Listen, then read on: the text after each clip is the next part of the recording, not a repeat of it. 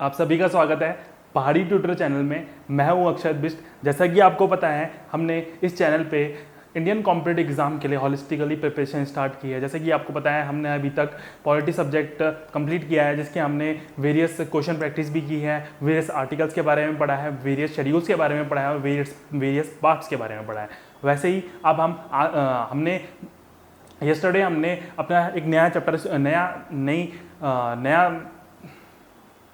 नया subject start किया था, जिसका नाम है इकोनॉमी। हमने शुरू में पढ़ा कि what is Indian economy and what is economic system. वैसे ही आज हम कुछ मोर फर्दर टॉपिक्स पढ़ेंगे, one of the most important topics पढ़ेंगे इकोनॉमिक्स के। तो हम स्टार्ट करने वाले हैं स्मॉल पेमेंट एंड बैंक से।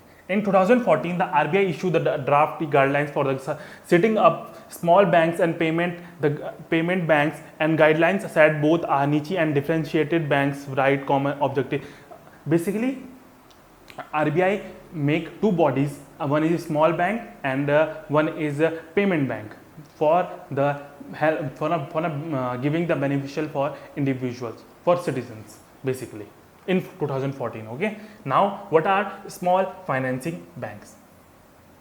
Small financing banks are types of niche bank in India.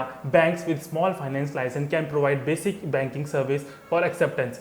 Basically, it means small financing banks are just like which give you instant financial services, in which you don't have to wait for a long period of time. That's why small financial bank are made up.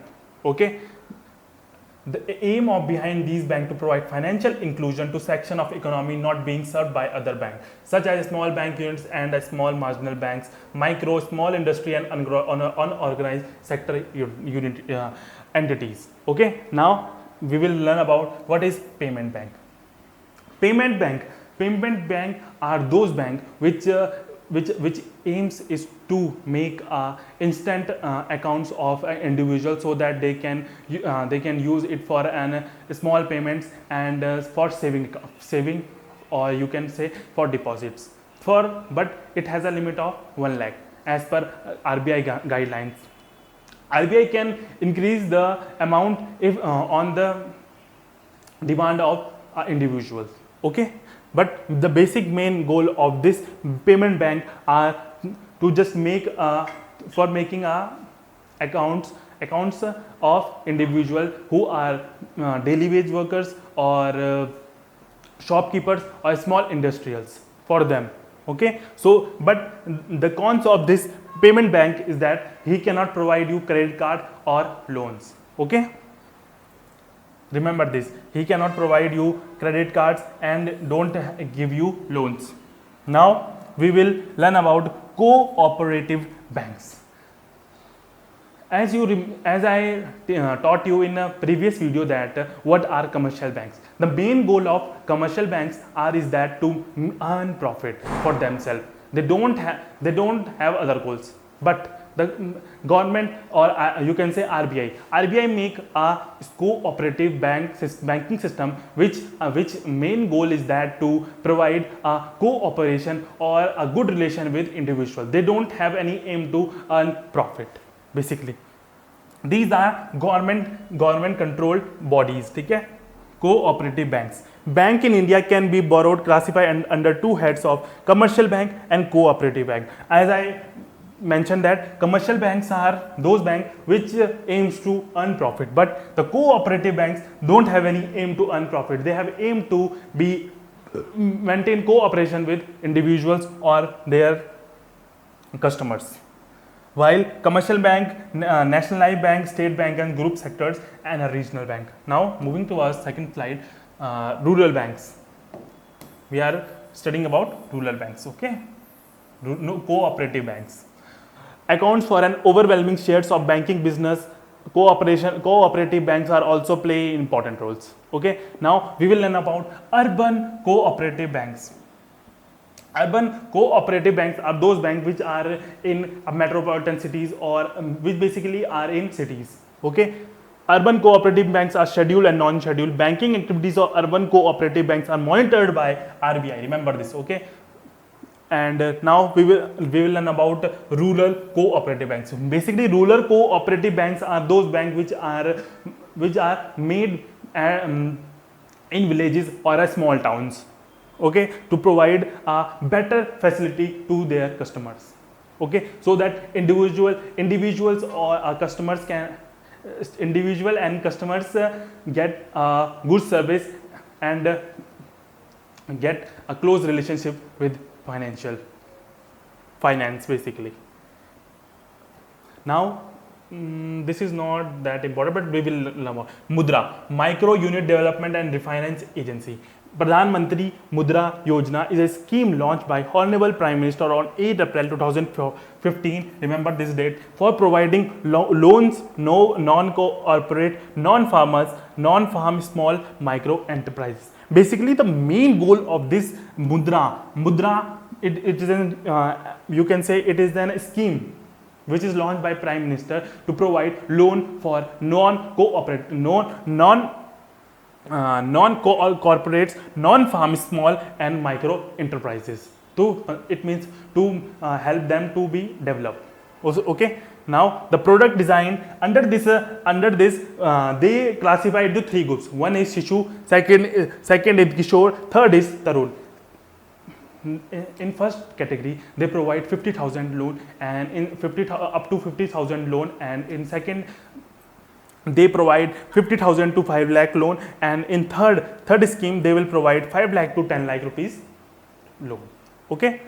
Now we will learn about NBFCs. NBFCs are stand for non-financial corporation. Basically, they work similarly like banks, but there is an exception.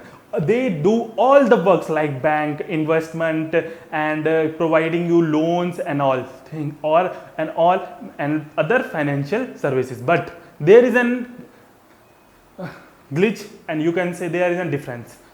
The difference is that they cannot provide demand deposit. Matlab, it cannot provide you you cannot withdraw a money as you put some amount of money in NBFCs. They cannot provide you loan. Basically, they do not support a credit or debit services or loan services. Simple. They just provide you loans and little more and investment financial services. Okay. Now moving to our other slide. Wait.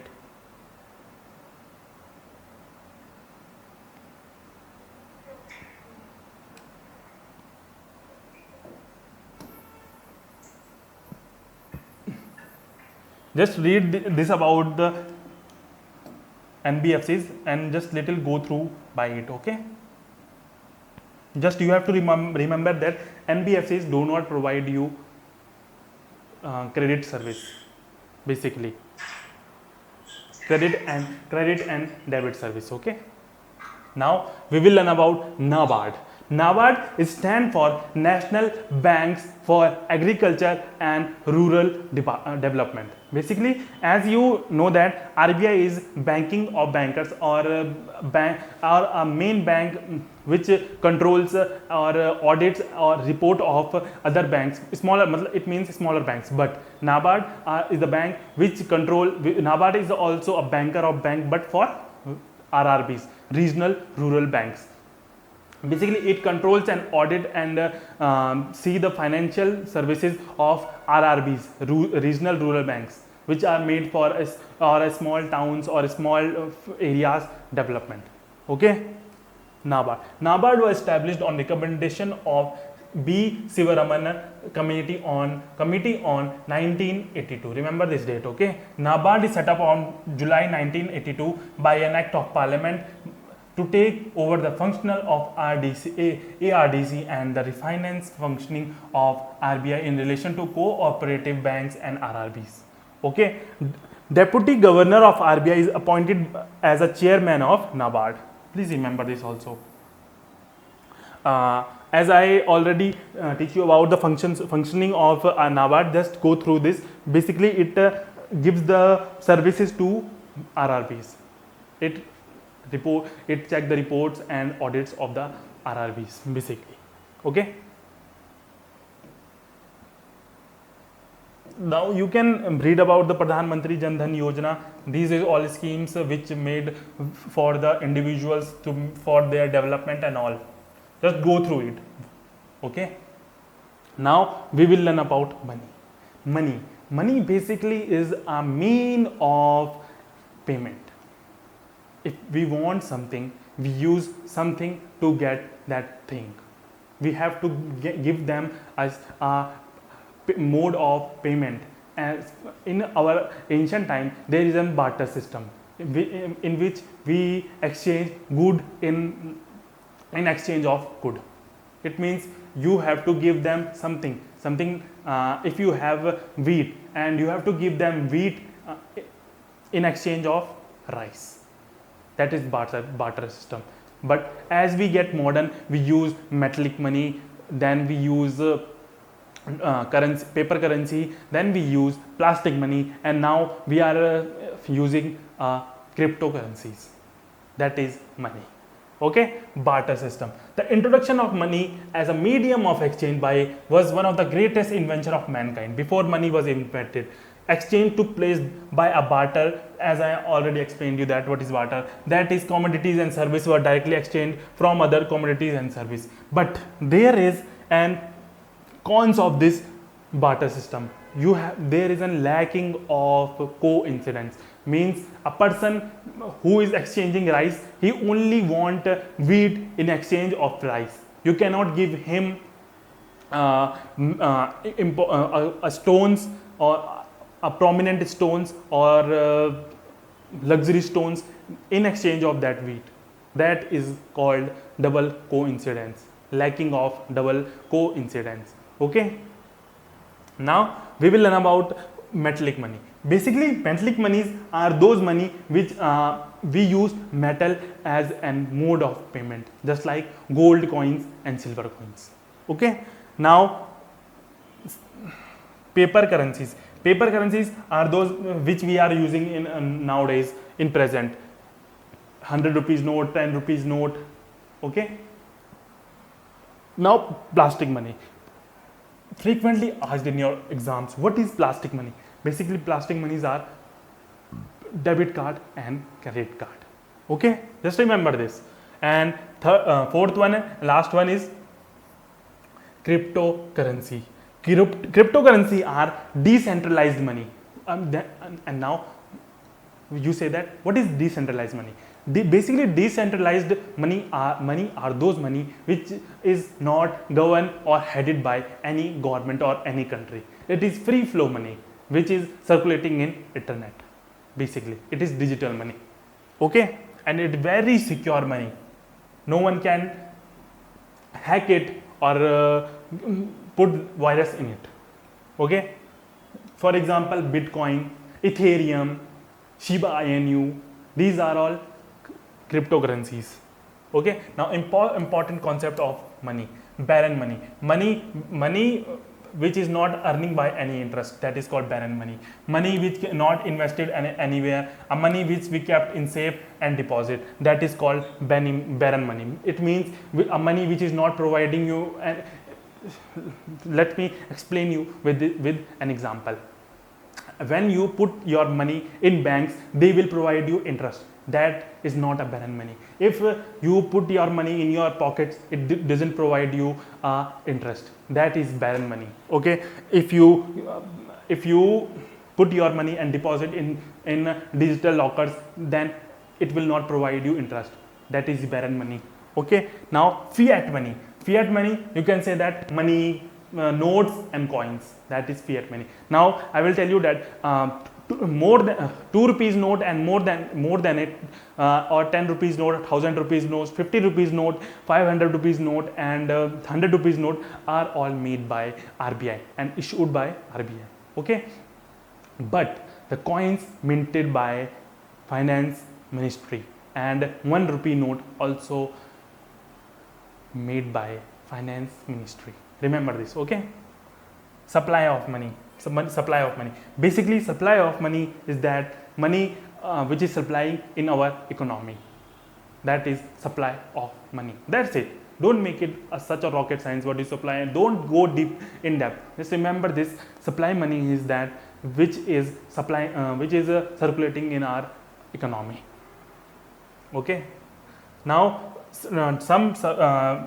now determinants of supply money. It means the part of supply money. Currency deposit ratio. Wait a second.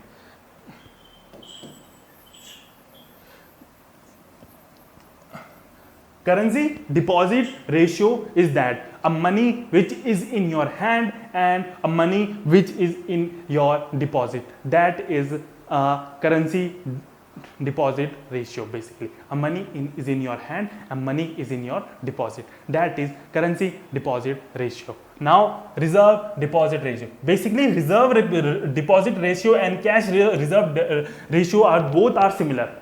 RBI gives a guidelines to bank that they must have to deposit a big sum of or a fixed sum of money in RBI for securities. That is compulsory to the banks. They guide them. You have to put some amount of money to us. You have to deposit that money, and that is necessary. And that is also a monetary policy that you also call CRR, cash reserve ratio. Now we will learn about statutory liquidity rate. Basically, statutory liquidity rate is that RBI gives a guidelines to the banks. You have to deposit some certain amount of money in your bank shelves. That is compulsory and necessary to the banks, and this is also one of the monetary policy. So this is all for now. We will meet in next video. Thank you.